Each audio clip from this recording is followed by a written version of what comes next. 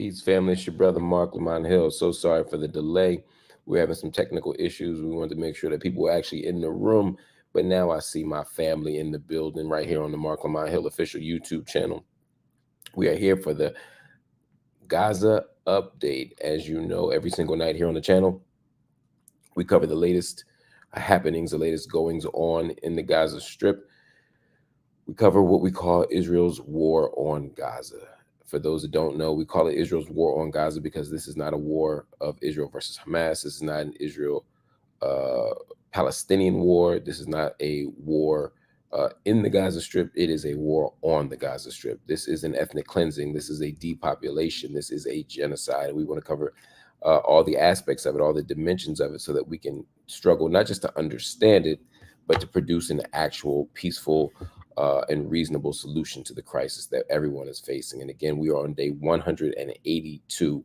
That is a number that almost none of us expected to see. We're 6 months into the war on Gaza, and things are not getting better. To the contrary, they're getting worse. And so I want to give some quick updates about what's going on in the Strip, so that people can truly understand what we're dealing with, so that people can truly understand what's at stake. And we do it because corporate media won't do it. We do it because mainstream media outlets refuse to cover these conversations. They refuse to give the kind of breakdowns that are necessary. They refuse to sometimes even give something as simple as the body counts. And this is an ongoing problem for decades. That oftentimes when it comes to Palestinian lives, the number doesn't matter. They either don't print it because it's shameful, or they print it because they know we'll be relatively indifferent to it as a society. But I want to talk about those numbers right now. As of today, as of this moment right now, at least 33,091 Palestinians have been killed, and at least 75,750 Palestinians have been wounded in Israeli attacks on Gaza since October 7th. And of course, the death toll from Hamas's October 7th attack stands at 1,139. With dozens still held captive. So that is a number that we have to think about. It's something that we find very disturbing. As of right now, 8 out of every 10 schools in Gaza have been damaged or destroyed. That's according to UNICEF. As many as 625,000 students have no access to education. Keep in mind, there are only 2.2 million people in the entire Gaza Strip.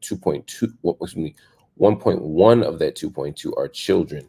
And when you add, the number of people who are not school age, etc., you realize that school is simply something that Gaza does not offer anymore. And the fact that 8 out of 10 schools, 80% of the schools have been destroyed, is a stunning number. And it's compounded by the fact that every university in Gaza has been destroyed. It's also another grim number. About 1,000 children in Gaza have lost one or both of their legs. That's according to the Palestine Red Crescent Society. More than 50,000 children are estimated to be acutely malnourished in Gaza. That's according to the United Nations. The PRCS also added that the number of children who have died from starvation and dehydration in Gaza has now risen to 31. 31 children have died from those things. So we are dealing with a crisis. We are dealing with a human rights debacle. There's a way that no one understood the violence that would take place in Gaza. There's no way we would have imagined that tens of thousands of people would die. But it's still war, and it's still violent. It is inconceivable, though. Absolutely inconceivable. The number of people who have died from malnutrition and dehydration, the number of people who have not had access to clean, potable water, fresh water, drinkable water. These are things that are fixable, and yet they're not being fixed because humanitarian caravans are being obstructed. Organizations like the World Central Kitchen are being destroyed. These are all factors that lead a lot of people to believe that we are observing a genocide. We're not going to be here long, y'all, but I wanted to at least give you those updates. Separately, The Gaza municipality warned today or yesterday that diseases are spreading in the enclave due to the accumulation of waste. The municipality called on local and international institutions to help improve the health and environmental conditions, quote, and enable the municipality to provide services that the aggression has caused near complete paralysis in. So this is literally the issue in a nutshell. Um, on the diplomatic side and the foreign relations side, Australia's Prime Minister Anthony Albanese said the death of Australian aid worker Zomi Francombe in Gaza was completely unacceptable and demanded full accountability. Frank Com was among WCK's aid workers when they were uh, caught up in an airstrike, an Israeli airstrike in Deir el-Belah, and it appears to have been intentional. Also, top officials from the U.S. and Israel held virtual talks on Monday as Washington pushed alternatives to a long-threatened Israeli ground invasion of the southern Gaza city of Rafah, where, again, there are 1.5 million people right now. So it's like no one is anywhere else. And that is very scary when Netanyahu seems to be obsessed with invading Rafah and having a ground invasion in particular.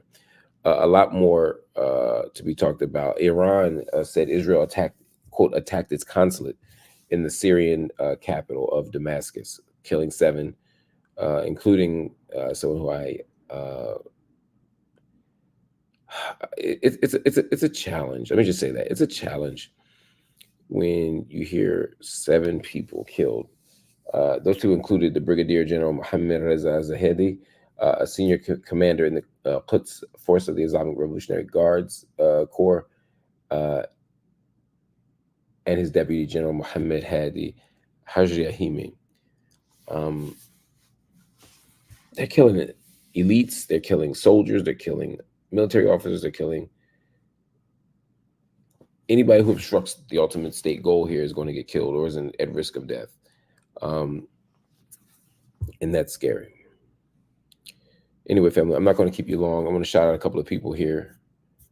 Of course, I see Rachel, I see Bob Vaughan, I see Lydia Renee, Meg L. Thank all of y'all for supporting the channel and making it what it is.